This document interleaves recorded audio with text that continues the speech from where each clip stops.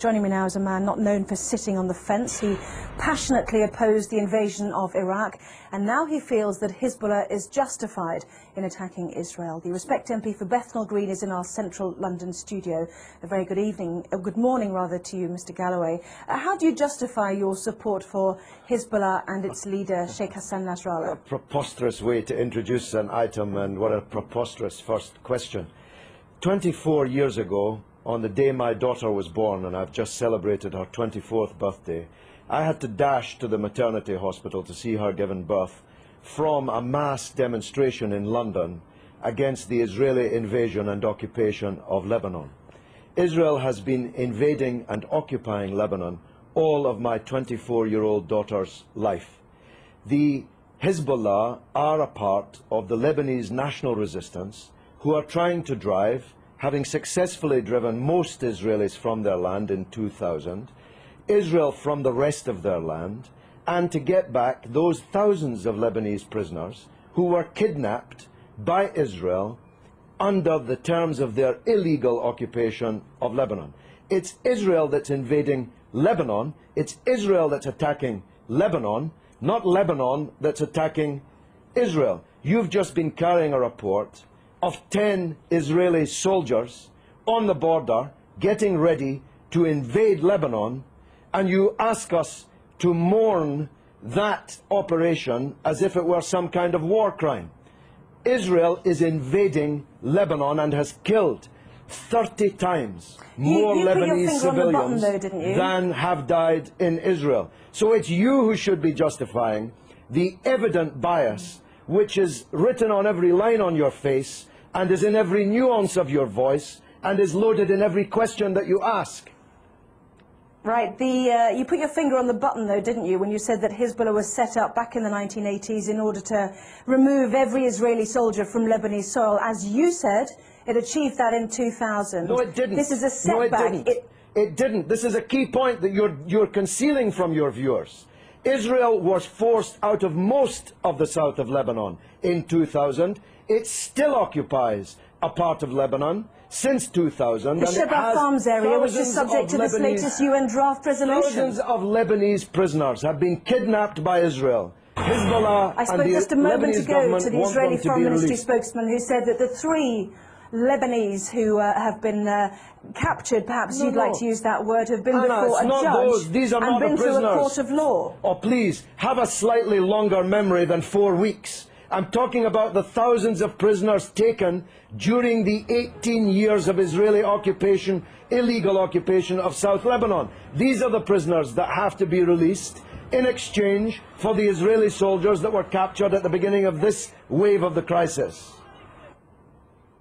Can I ask you about a report that's in today's Sunday Telegraph, which showed that Iran has given Hezbollah long-range missiles capable of targeting any part of Israel. Iran, according to this Iranian MP who helped found Hezbollah, has also said that Iran has given the authorization to target Tel Aviv. Can you blame Israel for wanting to destroy those missiles? This is preposterous. America has given Israel missiles that can target not just every city in Lebanon, but every city in the Arab and Muslim world, including Iran. Why should America be allowed to give long-range missiles to Israel, including hundreds of nuclear missiles, but Iran is not allowed to give missiles? Because it's given it to a terrorist organization. But they're not a terrorist organization. Only in the mind of Rupert Murdoch's Sky and the Times and the Sun and the News of the World. I'm going to stop you there, Mr. Galloway. Prescribed terrorist organizations. One man's terrorist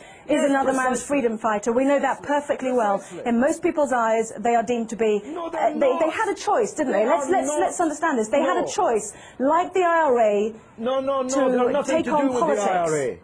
Listen, Anna. I'm saying they had a choice to absorb the idea of politics. They've got 2 Hezbollah cabinet ministers. Anna, one man's terrorist is another man's freedom fighter. You are totally wrong in saying that in most people's eyes, Hezbollah are terrorists. In most people's eyes, Israel is a terrorist state. It's the fact that you cannot comprehend that fact that leads to the bias which runs through all of your reporting and every question that you've asked me in this interview. Can I ask you one question? I was relating to the IRA and Sinn Féin. They have decided to embrace politics. Hezbollah had the chance to embrace politics. They've already got two cabinet ministers. They're well respected in the south. In politics.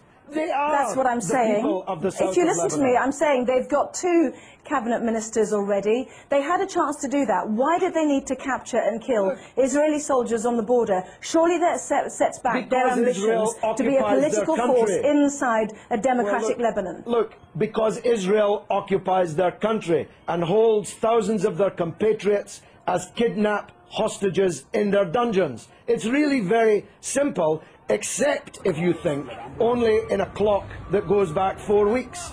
If you know, and you're old enough to know better, that the origins of this conflict are not 4 weeks or 4 years or 14 years, but are decades old. You want people to think that the crisis started when the clock started ticking on Sky News. No, I don't. I don't the people in Lebanon I want to ask you differently. I want to ask you one final question.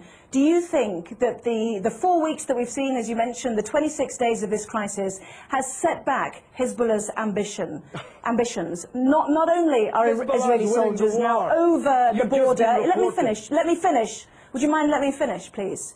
Not only are Israeli soldiers over the border in sizable numbers, but also their claims to be a good political organisation to help a democratic Lebanese government with the Syrians who've also now left an independent state.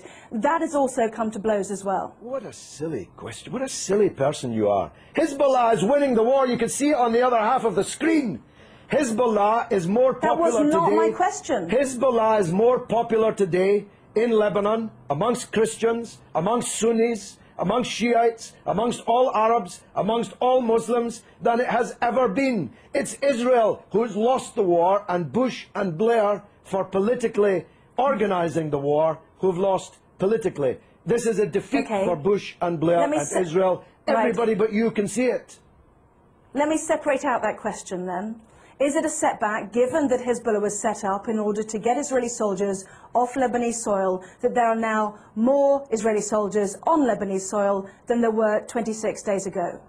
Well, they seem to be getting a bloody good hiding on the other half of the screen that I'm watching. Maybe you can't see it, but I'm watching them getting a bloody good hiding in the war. So if that's a success, I'm not sure what a failure would look like. The reality is that this conflict will go on. The United Nations resolution solves nothing, gives Lebanon nothing, gives the prisoners in Israeli dungeons nothing, and as Anne Clewid, my erstwhile colleague, was just saying, Israel has just kidnapped even more Palestinian politicians, cabinet ministers, members of parliament, and thousands of others held in Israeli dungeons, and this war will continue until the overall settlement is reached. That settlement must mean Israeli withdrawal from all occupied territory that it currently holds since the war in 1967, the release of all political prisoners, and a state for the Palestinians with East Jerusalem as its capital. No justice, no peace. You're not going out of business as a newscaster in Jerusalem anytime soon,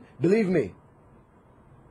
Well, as usual, you have prompted a huge email response, both for and against you, Mr. Galloway, so we'll leave it there. I have to say that some people might find it offensive when more families are mourning their dead to hear you say that it was a bloody good hiding. So you don't give a damn. You don't even know about the Palestinian families. You don't even know that they exist. Tell me the name of one member of the 7 members of the same family slaughtered on the beach in Gaza by an Israeli warship. You don't even know their name, but you know the name of every Israeli soldier who has been taken prisoner in this conflict, because you believe, whether you know it or not, that Israeli blood is more valuable than the blood of Lebanese or Palestinians. That's the truth, and the discerning of your viewers already know it.